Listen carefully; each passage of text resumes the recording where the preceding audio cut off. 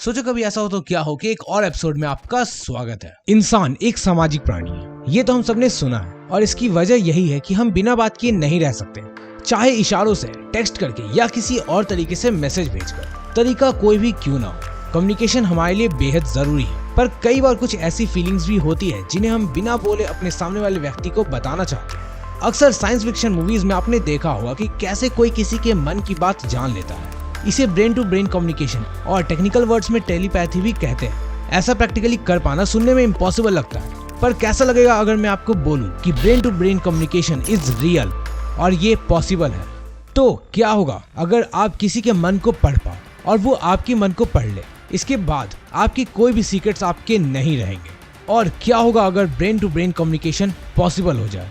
तो वेट दोस्तों, इन पूरी तरह से लॉजिकल सवालों का जवाब देगा ये मंदबुद्धि बालक। अगर मैं आपसे पूछूं कि सबसे तेज चीज क्या है, नहीं ये साउंड नहीं है, ना ही ये लाइट है, ये है आपका दिमाग। हाँ, आप फ्रैक्शन ऑफ सेकंड्स में किसी भी जगह पर अपने दिमाग के थ्रू जा सकते हो। हमारे दिमाग में हर सेकंड्स कई ख्याल आते हैं, पर टू बी ऑनेस्ट हमारे बात करने का तरीका अभी भी काफी स्लो है। आपके मन में किसी सोच के आने से लेकर आपके जुबान तक आने में 1 से 2 सेकंड का वक्त लगता है। ये वक्त प्रोसेसिंग में लगता है। जरा सोचो हमारा बात करना कितना आसान हो जाएगा अगर हम अपने दिमाग में आए ख्यालों को किसी और के मन में डायरेक्ट भेज पाए। कई बार हम कुछ बताना चाहते हैं पर सामने वाले व्यक्ति हमारे बातों को मिसअंडरस्टूड कर लेता है। एक बार हम अपने दिमाग से कम्युनिकेट करने लगे और अपने सोच को डायरेक्ट किसी को भेज पाए, फिर मिस इंटरप्रिटेशन का सवाल ही पैदा नहीं होगा।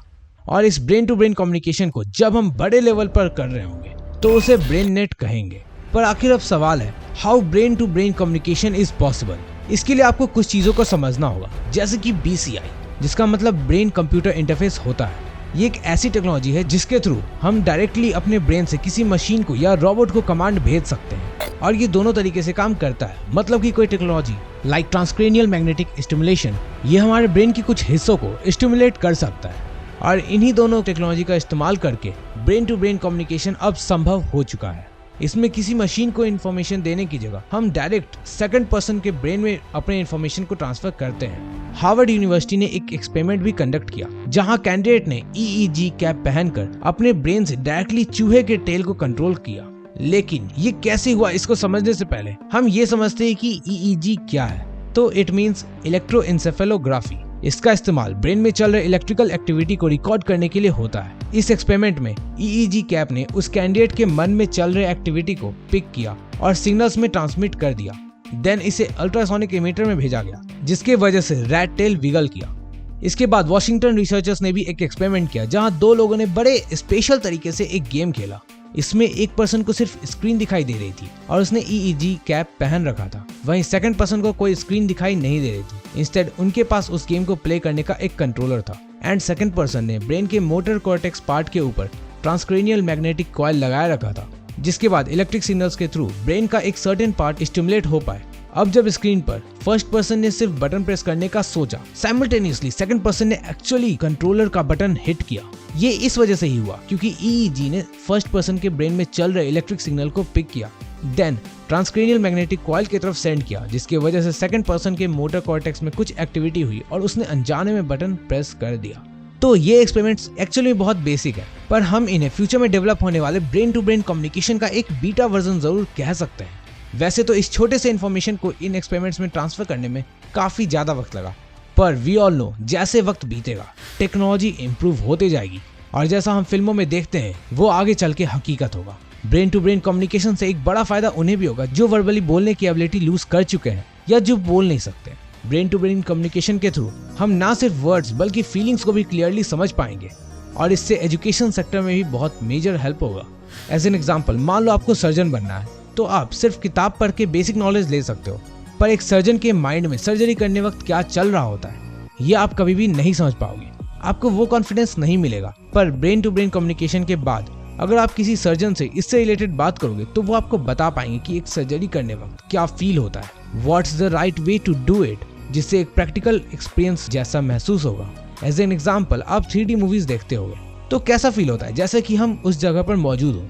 खैर, अब तो और ज्यादा रियलिस्टिक फील करने के लिए हमारे पास वर्चुअल रियलिटी है। ये ब्रेन टू ब्रेन कम्युनिकेशन इससे भी एक स्टेप फर्दर होगा, जहाँ अपने विचारों को डायरेक्ट अपने मन से किसी और के मन में शेयर कर पाएंगे। तो हम सब बहुत इनोवेटिव हो सकेंगे। हम किसी भी चीज को इजीली सीख और समझ पाएंगे। इसके अलावा हम बाकी एआई को भी अपने ब्रेन से कंट्रोल कर पाएंगे। लाइक आपके मन में सोचते ही आपकी इलेक्ट्रिक बाइक स्टार्ट हो जाएगी। वैसे नेक्स्ट माइंड नाम की एक कंपनी ऑलरेडी ऐसा कुछ ऑफर कर रही है। इस डिवाइस के थ्रू आप अपने ब्रेन के हेल्प से किसी गेम को खेल सकते हो और एक्चुअली में वो डिवाइस परचेस के लिए भी अवेलेबल है, बट फिलहाल इसका रिस्पॉन्स टाइम थोड़ा स्लो है एंड जैसे जैसे इसमें अपडेट्स आएंगे ये और फास्ट होता जाएगा। आई नो गैजेट्स को और चीजों को कंट्रोल करना कितना इंटरेस्टिंग लग रहा है, पर इसके विपरीत इसका कुछ निगेटिव साइड भी जरूर है। जरा सोचो, कोई आपके माइंड को कंट्रोल कर रहा हो या आपके अंदर क्या चल रहा है ये कोई और पढ़ पाए। खैर आप तो एक नॉर्मल पर्सन हो, पर अगर कोई प्रेसिडेंट के मन की बात या पॉलिटिशियन के मन की बात जान पाए फिर बात नेशनल सिक्योरिटी की होगी। But for sure as development goes on हम इस पर भी रिस्ट्रिक्शन लगा चुके होंगे। जिस तरह हम क्या बोलते हैं ये हमारे कंट्रोल में होता है, उसी तरह किन ख्यालों को किन से शेयर करना है ये भी हमारे कंट्रोल में ही होना चाहिए, तब ये काफी बेहतर होगा।